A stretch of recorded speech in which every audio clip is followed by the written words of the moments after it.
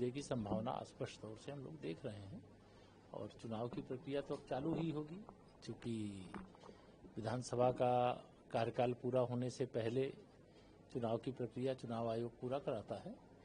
तो भारतीय जनता पार्टी और हमारे साथी दल चुनाव के लिए पूरी तरह से तैयार हैं और हमें पूरा विश्वास है कि 2025 के विधानसभा चुनाव में एनडीए सबसे बड़ी विजय प्राप्त करेगा।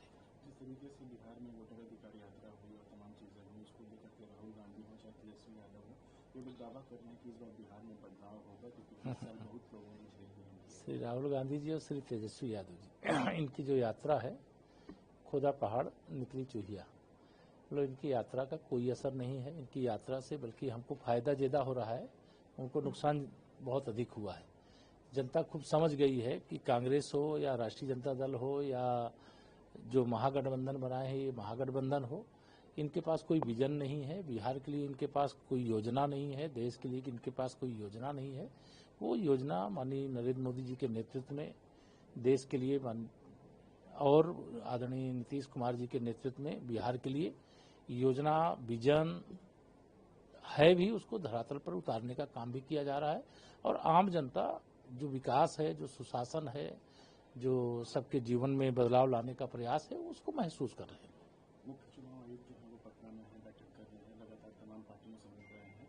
खासकर एनडीए की पार्टियां, बीजेपी हो या जेडीयू हो, वो लोग कह रहे हैं कि एक फेज में चुनाव कराना चाहिए बिहार में। ये पार्टी को जो पक्ष रखना है वो सब पक्ष रखेंगे। वो तो चुनाव आयोग की एक व्यवस्था होती है कि चुनाव से पहले सभी दलों से भेंट करना, भेंट करके उनकी बात को सुनना और बात को सुन करके चुनाव की तिथियों की घोषणा करना।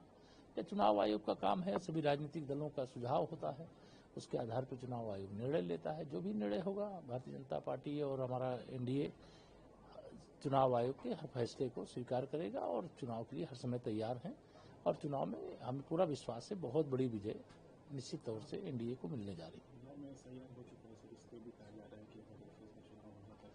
नहीं, कोई उसमें हम लोगों को आपत्ति नहीं, एक फेज में हो चाहे दो फेज में हो। भारतीय जनता पार्टी का गठबंधन चुनाव के लिए हर प्रकार से तैयार है। जिस तरीके से सर आज देखा गया कि समाजवादी पार्टी का एक जो है प्रतिनिधिमंडल जो है बरेली के लिए रवाना हुआ, लेकिन रोका गया लोगों को। समाजवादी पार्टी हो या कांग्रेस हो, कह रही है कि बीजेपी हर चीज को कम्युनल एंगल दे रही है और दबाव देना चाह रही है, डाइवर्ट करना चाह रही है। समाजवादी पार्टी के अध्यक्ष श्री अखिलेश यादव जी और उनके जो दरबारी लोग हैं, वह लगातार इस प्रकार का प्रयास करते रहते हैं कि उत्तर प्रदेश की कानून व्यवस्था बिगड़ जाए। उत्तर प्रदेश में जैसे दंगे समाजवादी पार्टी श्री अखिलेश यादव जी की सरकार के समय होते थे, इस समय भी हों, लेकिन अब भाजपा की सरकार है और भाजपा की सरकार में दंगा मुक्त उत्तर प्रदेश है और यह माहौल प्रदेश का बिगाड़ना चाहते हैं। लेकिन कानून व्यवस्था से खिलवाड़ करने की छूट किसी को नहीं दी जा सकती है और बरेली में कोई ऐसी चीज नहीं जिसके लिए प्रतिनिधिमंडल भेजने की आवश्यकता है। जो कानून का उल्लंघन करेगा, कानून उसके खिलाफ कार्रवाई करेगा। और समाजवादी पार्टी चूंकि मुस्लिम तुष्टीकरण की राजनीति कर रही है और केवल यह दिखाने के लिए वो मुसलमानों के बड़े भारी हितैषी हैं, ये गलत है। और इस प्रकार की चीजों से उनको फायदा कम होगा, नुकसान ज्यादा होगा। और समाजवादी पार्टी वैसे भी डूबता हुआ जहाज है, इसका कोई भविष्य उत्तर प्रदेश में नहीं है। जैसे राष्ट्रीय जनता दल का कोई भविष्य बिहार में नहीं है, वैसे समाजवादी पार्टी का कोई भविष्य उत्तर प्रदेश में नहीं। सुप्रीम कोर्ट के जज हैं, उन्होंने ये भी वादा किया है कि कॉन्स्टिट्यूशन हो चाहे हिंदुस्तान हो, वो रूल ऑफ लॉ से चलता है, रूल ऑफ बुलडोजर से नहीं चलता है। 2024 के एक्ट में उन्होंने कहा है कि किसी भी जब तक वो विक्टिम नहीं सामने आ जाता है तो उसके घर को नहीं गिराया जाए। नहीं, माननीय न्यायालय ने जो भी कहा है उस पर कोई टिप्पणी मेरी नहीं है, लेकिन कार्रवाई जो भी होगी वो कानून सम्मत होगी। अगर कोई अवैध कब्जा है तो उसकी नोटिस होती है, उसका वह जवाब दे, उसका अवसर दिया जाता है। और जब एक निर्धारित समय सीमा होती है, उस पर जवाब नहीं आएगा, उस पर कोई अवैध कब्जा किया उसको हटाएगा नहीं, तब उस पर कार्रवाई होती है।